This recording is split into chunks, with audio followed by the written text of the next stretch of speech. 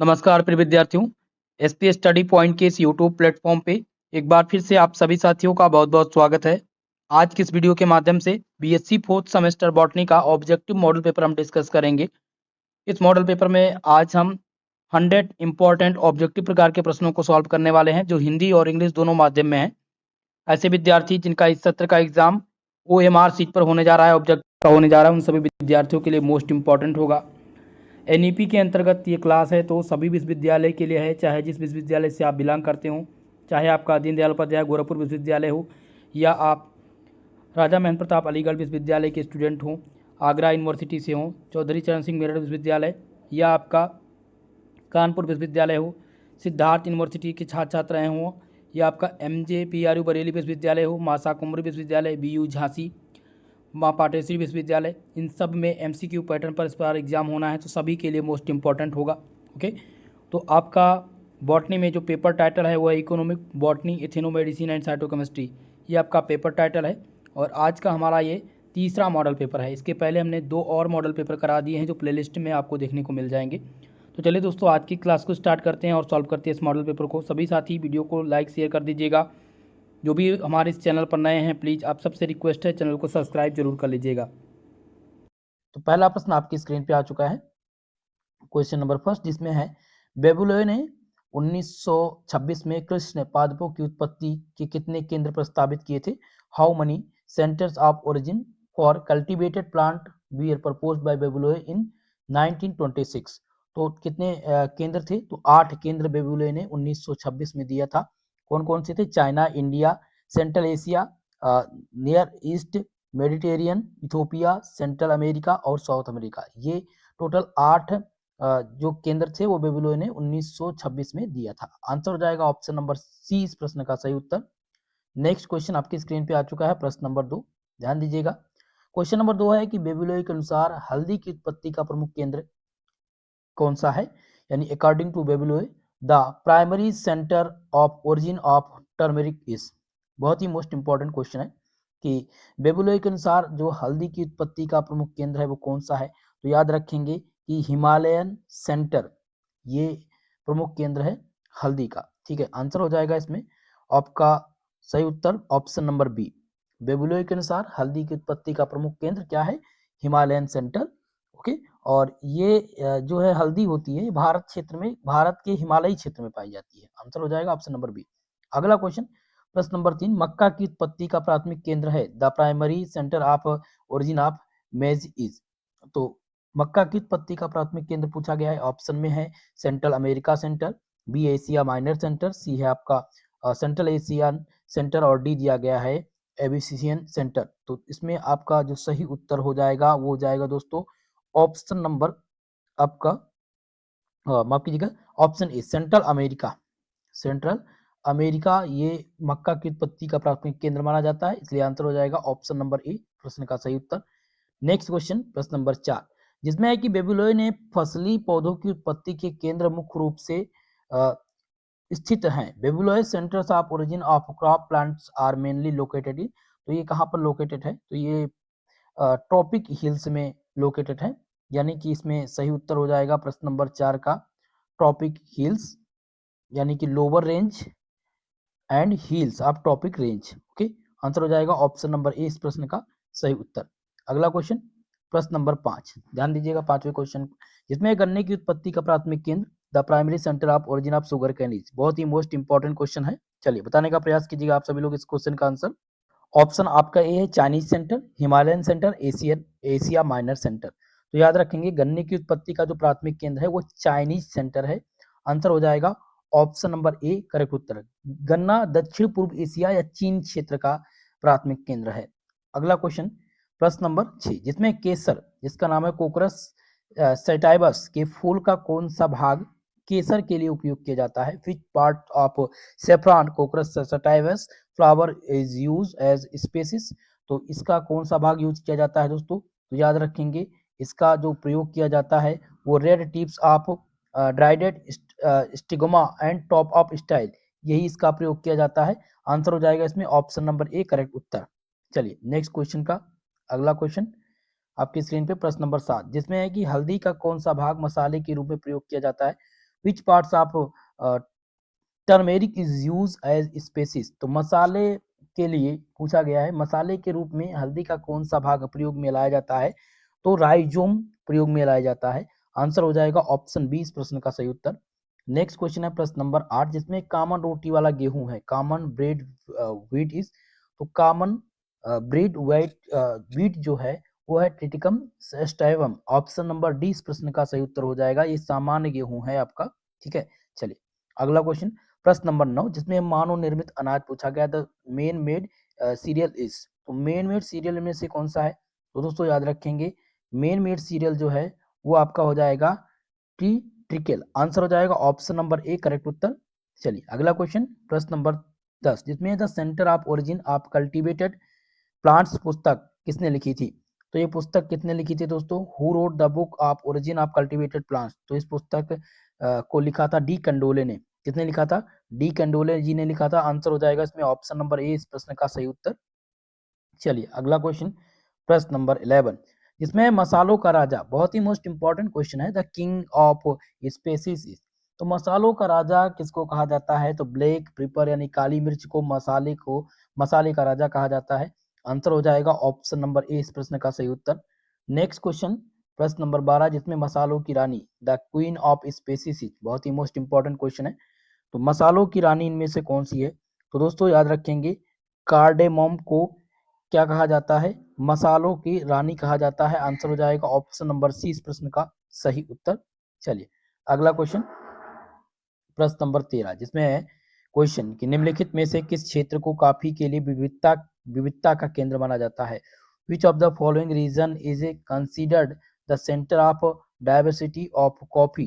तो जिनमें है ऑप्शन ए इसमें साउथ अमेरिका, बी है साउथ ईस्ट एशिया और डी दिया गया है यूरोप और अफ्रीका।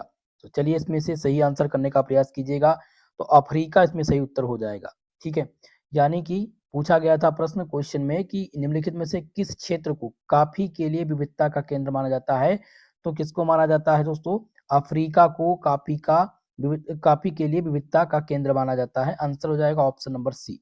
चलिए नेक्स्ट क्वेश्चन की तरफ प्रश्न नंबर 14, जिसमें है कि निम्नलिखित में से किस फसल की उत्पत्ति भूमध्य सागरीय क्षेत्र में हुई है?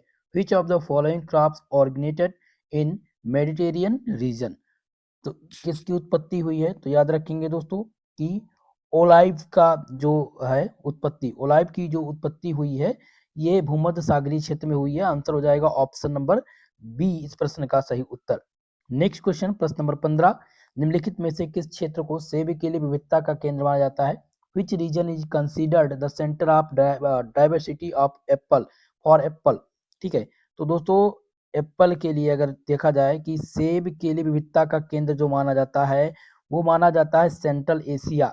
सेंट्रल एशिया ये माना जाता है सेब के लिए विविधता का केंद्र। आंसर हो जाएगा ऑप्शन नंबर सी। अगला क्वेश्चन है प्रश्न नंबर 16, जिसमें है कि निम्नलिखित में से किस फसल को अमेरिका में पालतू बनाया गया था? Which of the following crops was domesticated in America. तो अमेरिका में पालतू बनाया गया था किसको? मैजिको यानी कि मक्का को अमेरिका में पालतू बनाया गया है। ऑप्शन नंबर सी इस प्रश्न का सही उत्तर हो जाएगा। प्रश्न नंबर 17, निम्नलिखित में से किस फसल को सबसे पहले उपजाऊ वर्धमान फर्टिलाइज क्रिसेंट क्षेत्र में उगाया गया था? Which crop was first grown in the fertile crescent region. तो किसको उगाया गया था, किस फसल को? तो यहाँ पर ध्यान रखेंगे दोस्तों, इसमें आपका जो सही आंसर हो जाएगा वीट यानी कि गेहूं। गेहूं को सर्वप्रथम उपजाऊ वर्धमान क्षेत्र में उगाया गया था। चलिए अगला क्वेश्चन लेते हैं प्रश्न नंबर 18, इसमें निम्नलिखित में से कौन सी फसल नई दुनिया न्यू वर्ल्ड से यूरोप में लाई गई थी? Which crops was brought to Europe from new world. तो इसमें से कौन सी फसल थी? तो दोस्तों याद रखेंगे ये फसल थी पोटैटो। आलू को नई दुनिया की फसल माना जाता है। नई दुनिया की ये फसल थी जो यूरोप में लाई गई थी। आंसर हो जाएगा ऑप्शन नंबर सी। अगला क्वेश्चन है प्रश्न नंबर 19, निम्नलिखित में से किस फसल को सबसे पहले पूर्वी एशिया में उगाया गया था? Which of the following crops was first grown in east Asia. तो ईस्ट एशिया में जो फसल को ग्रो किया गया था वो था चावल यानी कि राइस। आंसर हो जाएगा ऑप्शन नंबर ए, 19 में ए वाला आंसर सही है। अगला क्वेश्चन है प्रश्न नंबर 20, भारत का काला सोना कहलाता है, what is known as black gold of India. तो black gold of India black pepper कहलाती है। काली मिर्च को क्या कहा जाता है, काली मिर्च को भारत का काला सोना कहा जाता है। आंसर हो जाएगा ऑप्शन नंबर 20 प्रश्न का सही उत्तर। नेक्स्ट क्वेश्चन है प्रश्न नंबर 21, इसमें कॉफी किस कुल फैमिली से संबंधित है, coffee belong to which family. तो कॉफी जो बिलोंग करती है वो रूबेसी कुल से बिलोंग करती है। आंसर हो जाएगा ऑप्शन नंबर ए इस प्रश्न का सही उत्तर। चलिए अगला क्वेश्चन लेते हैं प्रश्न नंबर 22, जिसमें है संयुक्त राष्ट्र सतत द्वारा विकास आयोग की स्थापना कब हुई, which year was the commission on sustainable development stabilised by UN. तो ये स्टेबलाइज कब किया गया था, 1992 में। यूएन सस्टेनेबल कमीशन 1952 में आया, 1992 में आया था। आंसर हो जाएगा ऑप्शन नंबर सी इस क्वेश्चन का सही उत्तर। प्रश्न नंबर 23, जिसमें क्वेश्चन है कि अनाज फसलों का राजा है, तो इनमें से कौन सा ऐसा अनाज है जो फसलों का राजा कहलाता है।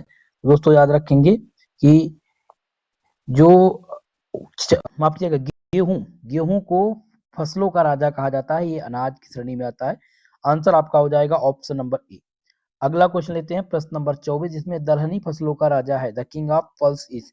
तो दलहनी फसलों का जो राजा है वो क्या कहलाता है, वो पीएनपी कहलाता है, यानी कि अरहर। अरहर को दलहनी फसलों का राजा कहा जाता है। आंसर हो जाएगा ऑप्शन नंबर 20 प्रश्न का सही उत्तर। नेक्स्ट क्वेश्चन प्रश्न नंबर 25, जिसमें है the law of homologous series in variation पुस्तक किसने लिखी थी। तो इस पुस्तक को लिखा था बेबुलोय ने। किसने लिखा था, बेबीलोय ने। आंसर हो जाएगा ऑप्शन नंबर ए इस प्रश्न का सही उत्तर। चलिए अगले क्वेश्चन की तरफ, प्रश्न नंबर 26, जिसमें क्योटो प्रोटोकॉल को मंजूरी कब दी गई थी, when was the Kyoto protocol approved. तो क्योटो प्रोटोकॉल ये अप्रूव्ड हुआ था 1997 में। कब हुआ था, 1997 में अप्रूव हुआ था। आंसर हो जाएगा ऑप्शन नंबर 20 प्रश्न का सही उत्तर। चलिए नेक्स्ट क्वेश्चन की तरफ, प्रश्न नंबर 27, जिसमें पास्ता बनाने में किस गेहूं का प्रयोग किया जाता है, which wheat is use for making pasta. तो पास्ता बनाने में जिस गेहूं का प्रयोग करते हैं उसका नाम है ड्यूरम व्हीट। ड्यूरम गेहूं इसका नाम है। आंसर हो जाएगा ऑप्शन नंबर डी इस प्रश्न का सही उत्तर। चलिए अगला क्वेश्चन है प्रश्न नंबर 28, जिसमें फलियां किस कुल से संबंधित हैं, लेग्यूमस बिलोंग टू व्हिच फैमिली। तो लेग्यूमस जो है ये बिलोंग करती हैं किस कुल से, ये फेबेसी कुल से बिलोंग करती हैं। इसमें हो जाएगा आंसर हो जाएगा आपका ऑप्शन ए। ठीक है, फलियां किस कुल से संबंधित है, तो फेबेसी कुल से ये संबंधित है। नेक्स्ट प्रश्न है प्रश्न नंबर 29, जिसमें है कि निम्नलिखित में से कौन सी फसल नई दुनिया से भारत में लाई गई थी, which of the following crop was brought to India from new world. तो न्यू वर्ल्ड यानी कि नई दुनिया की जो फसल है वो भारत में लाई गई थी, वो थी आलू यानी कि पोटैटो। आंसर हो जाएगा ऑप्शन नंबर 20 प्रश्न का सही उत्तर। चलिए अगले प्रश्न की ओर, क्वेश्चन नंबर 30, निम्नलिखित में से कौन सा सतत विकास के 3 स्तंभों में से एक नहीं है, which of the following is not one of 3 pillars for sustainable development. जिसमें आपके ऑप्शन दिए गए हैं, पहला ऑप्शन इकोनॉमिक डेवलपमेंट है, दूसरा इन्वायरमेंटल प्रोटेक्शन, सोशल इक्विटी, और डी दिया गया पोटेंशियल पावर, पॉलिटिकल पावर। तो इनमें से जो सही उत्तर हो जाएगा वो हो जाएगा option number C, option number D political power. ठीक है, 3 स्तंभ हैं, सतत विकास के 3 स्तंभ हैं, कौन कौन से, इकोनॉमिक डेवलपमेंट ये आपका पहला हो जाएगा, दूसरा है इन्वायरमेंटल प्रोटेक्शन, तीसरा है सोशल इक्विटी। लेकिन इनमें से पॉलिटिकल पावर इंक्लूड नहीं है, इसलिए आंसर हो जाएगा ऑप्शन नंबर डी इस प्रश्न का सही उत्तर। चलिए अगला क्वेश्चन है प्रश्न नंबर 31, अनुवांशिक संसाधन आंदोलन की प्रणेता कौन थे, who was the Pioneer of the genetic resources movement. तो अनुवांशिक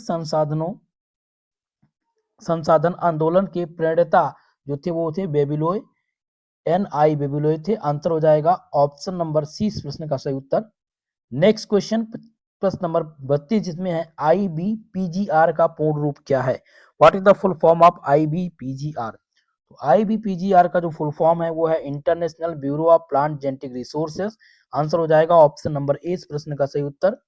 नेक्स्ट क्वेश्चन है प्रश्न नंबर 33, निम्नलिखित में से कौन सा पेय किण्वित अंगूर से बनाया जाता है? Which of the following is made from the fermented grapes. तो फर्मेंटेड ग्रेप्स से जो बनाया जाता है वो वाइन बनाया जाता है।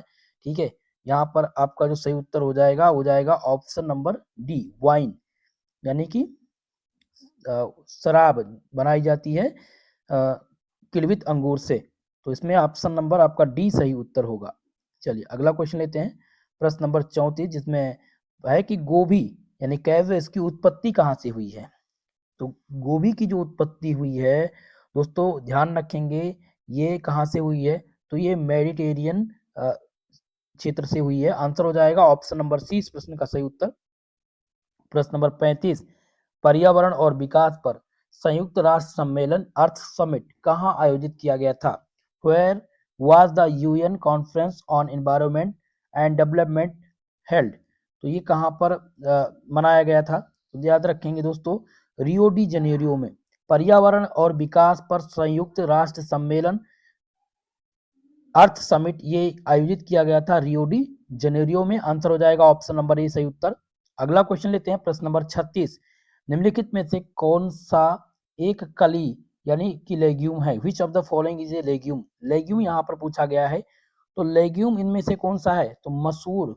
मसूर क्या है? ये लेग्यूम है। आंसर हो जाएगा ऑप्शन नंबर 20 प्रश्न का सही उत्तर। चलिए अगले प्रश्न की ओर, प्रश्न नंबर 37, इथोपिया किसका मूल घर है? Ethiopia is the native home of. तो इथोपिया पूछा गया किसका मूल घर है? तो दोस्तों कॉफी का मूल घर इथोपिया है।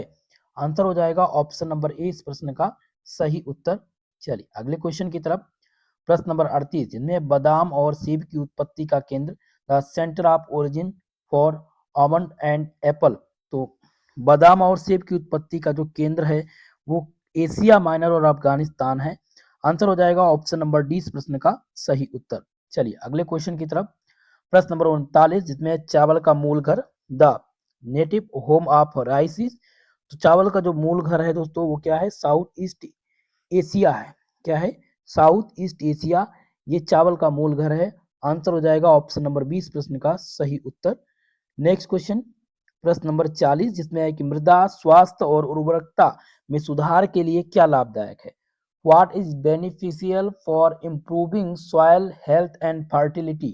तो इनमें से जो सही उत्तर हो जाएगा क्रॉप रोटेशन। क्या सहायक है? क्रॉप रोटेशन, ये सबसे इंपॉर्टेंट है। आंसर हो जाएगा ऑप्शन सी इस प्रश्न का सही उत्तर। प्रश्न नंबर 41, जो कि बहुत ही मोस्ट इंपॉर्टेंट क्वेश्चन है, पेरुवियन इंडीज को किसका उत्पत्ति का केंद्र माना जाता है? The Peruvian Indies is considered the centre of origin for. तो ये सेंटर ऑफ ओरिजिन किसके लिए है? टमाटो, पोटैटो और चिली के लिए। किसके लिए है? टमाटर, आलू और मिर्च के लिए है। तो पेरुवियन इंडीज को उत्पत्ति का केंद्र माना जाता है टमाटर का, पोटैटो यानी आलू का और चिली का। आंसर हो जाएगा ऑप्शन नंबर डी। चलिए प्रश्न नंबर 42, इसमें है कि सूरजमुखी सनफ्लावर की उत्पत्ति कहाँ पर मानी जाती है? Where is the origin of sunflower considered to be. तो सूरजमुखी की उत्पत्ति जो मानी जाती है वो यूएस से माना जाता है। यूएसए को सूरजमुखी का उत्पत्ति का केंद्र माना जाता है। आंसर हो जाएगा ऑप्शन नंबर सी इस प्रश्न का सही उत्तर। चलिए नेक्स्ट क्वेश्चन की तरफ, प्रश्न नंबर 43, इसमें है कि किसे अनाज की रानी, क्वीन ऑफ सीरियल के रूप में जाना जाता है? Which is known as queen of cereal. तो अनाज की रानी किसको कहा जाता है? तो दोस्तों बहुत ही मोस्ट इंपॉर्टेंट है, तो याद रखेंगे चावल, चावल को अनाज की रानी कहा जाता है। आंसर हो जाएगा ऑप्शन नंबर 20 प्रश्न का सही उत्तर। नेक्स्ट क्वेश्चन है प्रश्न नंबर 44, इसमें दक्षिण पूर्व एशिया को किसकी उत्पत्ति का केंद्र माना जाता है? South East Asia is considered to the centre of origin for. तो दक्षिण पूर्व एशिया को उत्पत्ति का केंद्र माना जाता है किसको? राइस यानी चावल, शुगर कैन यानी गन्ना, मैंगो यानी आम, बनाना यानी केला। ठीक है, तो इनमें से सही उत्तर हो जाएगा ऑप्शन नंबर डी। दक्षिण पूर्व एशिया को उत्पत्ति का केंद्र माना जाता है राइस, शुगर कैन, मैंगो और बनाना। आंसर हो जाएगा ऑप्शन नंबर डी। याद रखेंगे कई बार पूछा जाता है कि दक्षिण पूर्व एशिया किसकी उत्पत्ति का केंद्र है, तो उसमें राइस अगर है ऑप्शन में तो लगा दीजिएगा, शुगर कैन की का उत्पत्ति का केंद्र है, मैंगो का और बनाना का भी। चलिए अगला क्वेश्चन है प्रश्न नंबर 45, प्रसिद्ध खेती वाला पौधा जो चीन में विकसित हुआ, the famous cultivated plant that develop in China is. तो प्रसिद्ध खेती वाला पौधा जो चीन में विकसित हुआ था वो था चाय यानी टी। आंसर हो जाएगा ऑप्शन नंबर ए इस प्रश्न का सही उत्तर। नेक्स्ट क्वेश्चन, प्रश्न number 46, world wide fund WWF का अर्थ क्या है? तो WWF स्टैंड फॉर, ये स्टैंड करता है किसके लिए? वर्ल्ड वाइल्ड लाइफ फंड के लिए। इसलिए आंसर हो जाएगा ऑप्शन नंबर बी इस प्रश्न का सही उत्तर। ध्यान रखेंगे कई बार ये प्रश्न पूछा जा चुका है एग्जाम में। प्रश्न नंबर 47, गेहूं की उत्पत्ति का केंद्र पूछा गया है। The centre of origin for wheat is. तो गेहूं की उत्पत्ति का जो केंद्र है वो है साउथ वेस्ट एशिया। क्या है? South west Asia. आंसर हो जाएगा ऑप्शन नंबर ए इस प्रश्न का सही उत्तर। चलिए नेक्स्ट क्वेश्चन की तरफ। प्रश्न नंबर 48, कल्याण सोना और सोनालिका किसकी किस्में हैं? बहुत ही मोस्ट इंपॉर्टेंट क्वेश्चन है, ये कई बार एग्जाम में पूछी जा चुकी हैं कि कल्याण सोना और सोनालिका ये किसकी किस्में हैं। तो ये किस्में किसकी हैं दोस्तों, याद रखेंगे, ये बहुत ही इंपॉर्टेंट है। ये चावल की माफ कीजिएगा, ये गेहूं की एक प्रकार की किस्में हैं। आंसर हो जाएगा ऑप्शन नंबर ए इस प्रश्न का सही उत्तर। नेक्स्ट क्वेश्चन, प्रश्न नंबर 49, जिसमें भारत की प्रमुख मेन खाद्य फसल कौन सी है? Which of the following main food crop of India. तो भारत की मुख्य जो मेन खाद्य फसल है वो कौन सी है? तो इसमें से याद रखेंगे ये राइस यानी कि चावल, ये भारत की मेन खाद्य फसल है। आंसर हो जाएगा ऑप्शन नंबर 20 प्रश्न का सही उत्तर। नेक्स्ट क्वेश्चन है प्रश्न नंबर 50, चावल किस परिवार का सदस्य है? Rice oryza sativa is member of which family. तो चावल किस फैमिली का सदस्य है दोस्तों? तो याद रखेंगे ये पोएसी कुल से संबंधित है। किस कुल से? पोएसी कुल से संबंधित है चावल। अगला क्वेश्चन है प्रश्न नंबर 51, निम्नलिखित में से कौन सा पेय भुनी हुई कॉफी बीन्स से बनाया जाता है? विच ऑफ द फॉलोइंग पेय is made from the roasted coffee beans. तो कौन सा पेय भुनी हुई कॉफी बीन्स से बनाया जाता है दोस्तों? तो ये क्या बनाया जाता है? याद रखेंगे बनाया जाता है कॉफी, यानी कि आंसर हो जाएगा ऑप्शन नंबर डी। अगला क्वेश्चन है प्रश्न number 52, the origin of cultivated plants विषय को सबसे पहले किसने विकसित किया था? तो ये विकसित किसने किया था? डी कैंडोले ने सबसे पहले विकसित किया था, ए डी कैंडोले। आंसर हो जाएगा ऑप्शन नंबर ए इस प्रश्न का सही उत्तर। नेक्स्ट क्वेश्चन है प्रश्न नंबर 53, हैविया रबर का उत्पादन केंद्र कौन सा है? The production centre of Hevea rubber is. तो हैविया रबर का जो प्रोडक्शन सेंटर है वो क्या माना जाता है? तो मलेशिया माना जाता है। आंसर हो जाएगा ऑप्शन नंबर ए इस प्रश्न का सही उत्तर। नेक्स्ट क्वेश्चन है प्रश्न नंबर 54, कौन सी फसल पुरानी दुनिया ओल्ड वर्ल्ड से संबंधित है? पुरानी दुनिया की फसल इनमें से कौन सी है? तो पुरानी दुनिया की जो फसल है वो है वाटरमेलन। वाटरमेलन यानी तरबूज, ये पुरानी दुनिया की फसल है। आंसर सी हो जाएगा इसमें राइट उत्तर। प्रश्न नंबर 55, वह फसल जो पेरू में उत्पन्न हुई थी लेकिन अब पूर्वी यूरोप में बड़े पैमाने पर उगाई जाती है वो क्या है? The crop that originated in Peru but now exclusively cultivated in eastern Europe. तो इनमें से सही उत्तर हो जाएगा पोटैटो यानी आलू। ठीक है, आलू वह फसल है जो पेरू में उत्पन्न हुई थी लेकिन अब वह पूर्वी यूरोप में बड़े पैमाने पर उगाई जाती है। अगला क्वेश्चन है प्रश्न नंबर 56, समशीतोष्ण प्रदेश का सर्वाधिक महत्वपूर्ण अनाज कौन सा है? Which is the most important serial of temperate region. तो टेम्परेट रीजन में उगाया जाने वाला जो अनाज है वो है गेहूं। आंसर हो जाएगा आपका बी, इसमें ऑप्शन नंबर बी गेहूं करेक्ट उत्तर हो जाएगा। नेक्स्ट क्वेश्चन है प्रश्न नंबर 57, RR21 किसकी अधिक उपज देने वाली किस्म है? तो RR21 ये किसकी उपज देने वाली किस्म है? तो ये चावल की एक प्रकार की किस्म है। ये आंसर हो जाएगा ऑप्शन नंबर ए इस प्रश्न का सही उत्तर। नेक्स्ट क्वेश्चन देखेंगे प्रश्न नंबर 58, कृष्णा और जया किसकी किस्में हैं? तो कृष्णा और जया ये किस्में हैं किसकी? तो ये चावल की एक प्रकार की किस्में हैं। आंसर हो जाएगा इसमें ऑप्शन नंबर सी आपका सही उत्तर।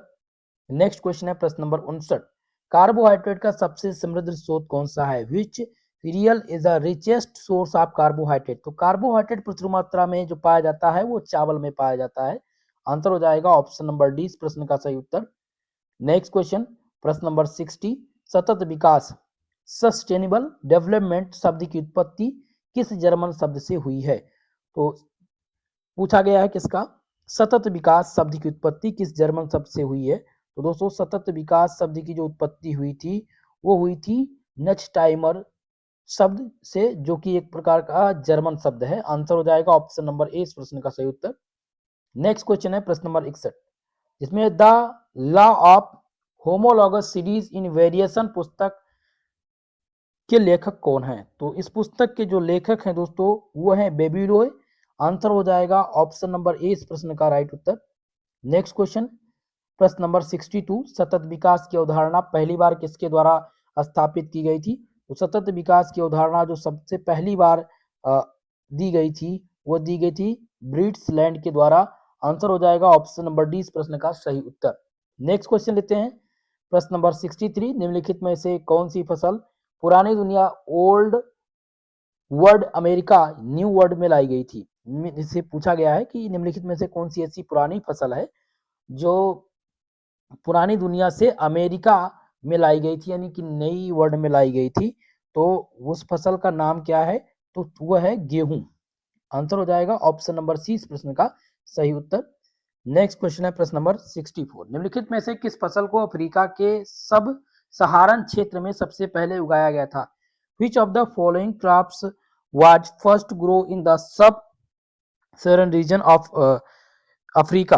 तो इनमें से सही उत्तर हो जाएगा आपका option number A सोरघम।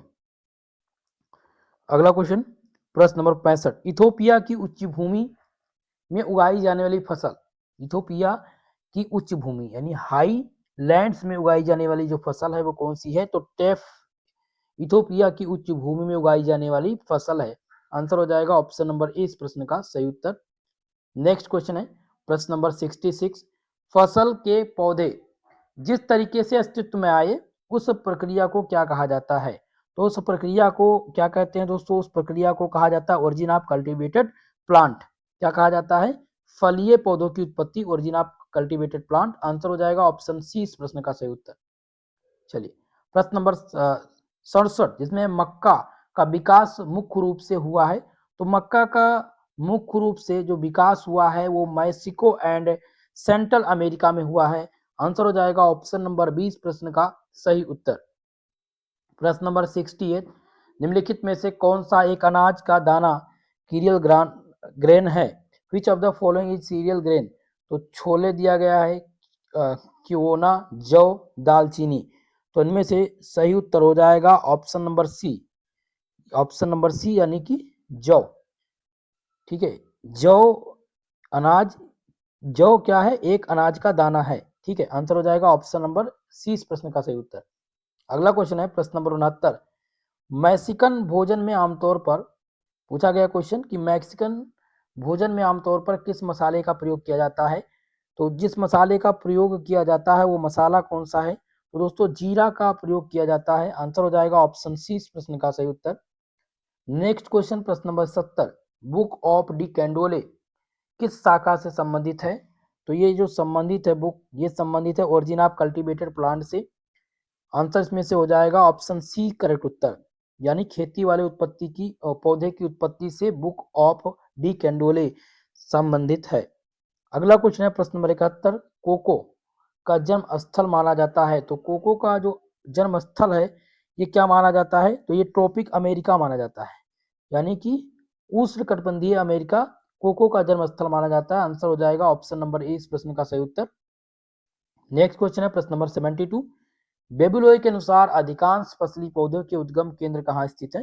According to Vavilov the centre of origin for most crop plants are located in. तो ये कहाँ पर लोकेटेड है? तो दोस्तों ये इसमें उष्णकटिबंधीय क्षेत्र के पर्वत यानी कि माउंटेन ऑफ ट्रॉपिक रीजन और समशीतोष्ण क्षेत्र के पर्वत दोनों इसमें होंगे। तो यहाँ पर हो जाएगा बी एंड सी दोनों। ऑप्शन नंबर डी इस प्रश्न का सही उत्तर होगा। प्रश्न नंबर 73, निम्नलिखित में से कौन सी फसल नई दुनिया की फसल नहीं है? Which of the following is not a new world crop? तो न्यू वर्ल्ड की फसल इनमें से कौन सी नहीं है? तो दोस्तों याद रखेंगे कि जो आपका दिया गया है पोस्ता, पोस्ता ये नई दुनिया की फसल नहीं है। आंसर हो जाएगा ऑप्शन नंबर डी इस प्रश्न का सही उत्तर। नेक्स्ट क्वेश्चन है प्रश्न नंबर 74, सामान्य गेहूं का वैज्ञानिक नाम। What is the scientific name of common wheat? तो सामान्य गेहूं का जो वैज्ञानिक नाम है वो है क्या है? टिटिकम एस्टाइवम। आंसर हो जाएगा ऑप्शन नंबर ए इस प्रश्न का सही उत्तर। चलिए अगले प्रश्न की ओर। नेक्स्ट क्वेश्चन है प्रश्न नंबर 75, जिसमें संक्षिप्त नाम WSSD का पूर्ण रूप क्या है? तो WSSD का जो पूर्ण रूप है वो क्या है दोस्तों? चलिए बताने का प्रयास कीजिएगा। तो इसका जो पूर्ण रूप है वो है सतत विकास पर विश्व शिखर सम्मेलन, यानी कि world summit on sustainable development. Answer हो जाएगा ऑप्शन नंबर सी इस प्रश्न का सही उत्तर।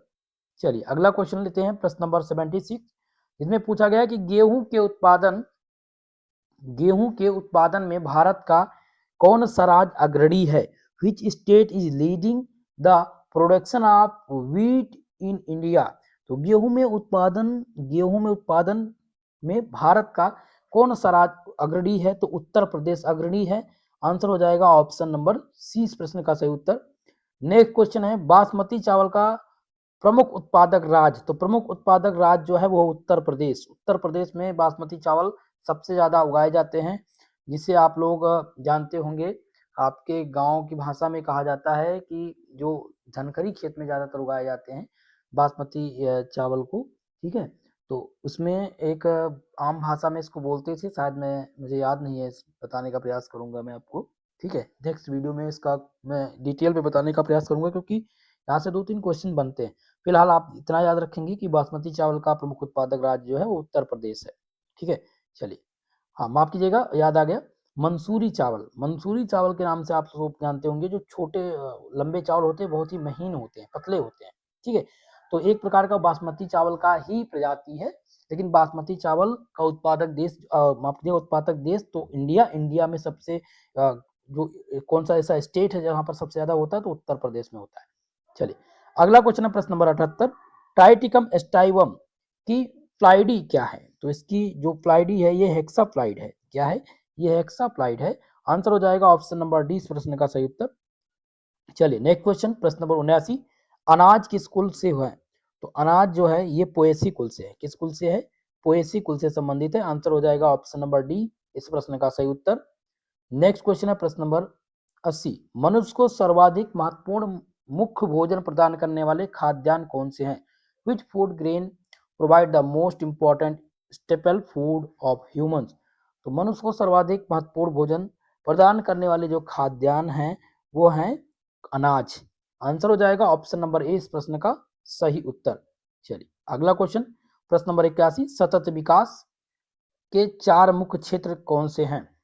ठीक है, सतत विकास के पूछे गए हैं 4 मुख्य क्षेत्र कौन कौन से हैं। तो जो 4 मुख्य क्षेत्र हैं उसमें आपका आ जाता है आर्थिक, पारिस्थितिक, सामाजिक और सांस्कृतिक, इकोनॉमिक, इकोलॉजिकल और सोशल एंड कल्चरल। आंसर हो जाएगा ऑप्शन नंबर 20 प्रश्न का सही उत्तर।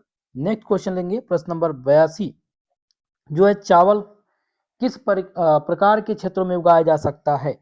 तो चावल ये सभी प्रकार के क्षेत्रों में उगाए, गीले क्षेत्र में, संचित क्षेत्र, चिकनी और दोमट, ये इनमें ही चावल मुख्यतः होता ही है। आंसर हो जाएगा ऑप्शन नंबर डी इस प्रश्न का सही उत्तर।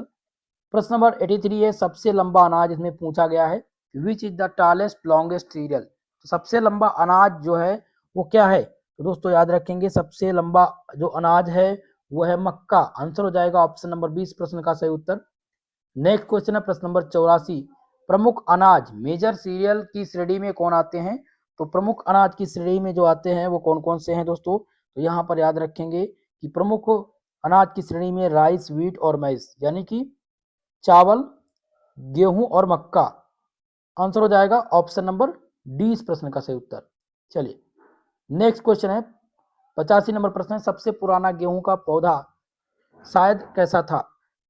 तो सबसे पुराना जो गेहूं का पौधा था वो कैसा था, ये पूछा गया था। तो वो क्या था दोस्तों? वो ध्यान रखेंगे डिप्लॉइड था। क्या था? डिप्लॉइड। आंसर हो जाएगा ऑप्शन नंबर 20 प्रश्न का सही उत्तर। नेक्स्ट क्वेश्चन है प्रश्न नंबर 86, कल्याण सोना और सोनालिका किसकी उन्नत किस्में हैं? तो ये जो किस्में हैं वो किसकी हैं?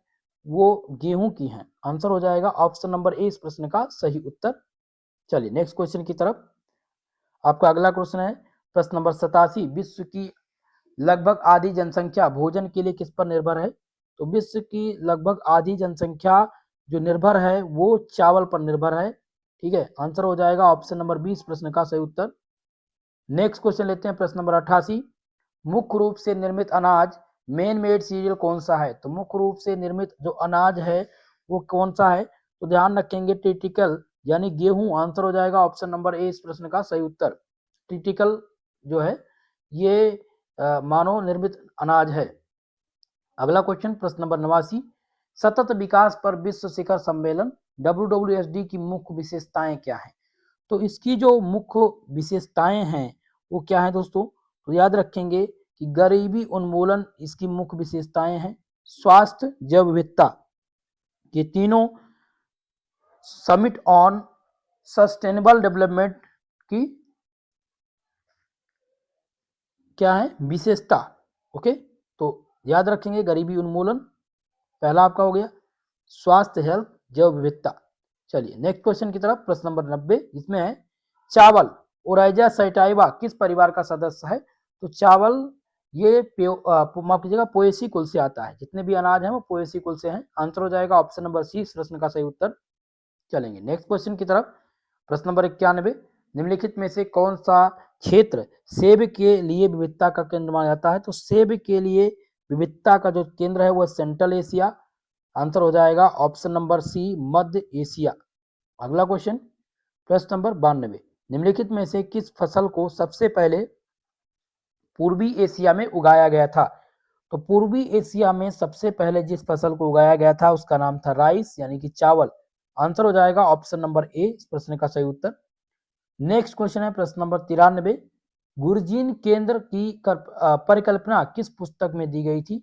तो गुरजीन केंद्र की अवधारणा जो परिकल्पना थी वो किस पुस्तक में दी गई थी दोस्तों? तो याद रखेंगे कि ये जियोस्की की पुस्तक में दी गई थी, आंसर हो जाएगा ऑप्शन नंबर सी इस प्रश्न का सही उत्तर। नेक्स्ट क्वेश्चन है प्रश्न नंबर 94, रियो सम्मेलन के मसौदे पर किस मसले पर किस देश ने हस्ताक्षर ना करके उसे कमजोर कर दिया गया था?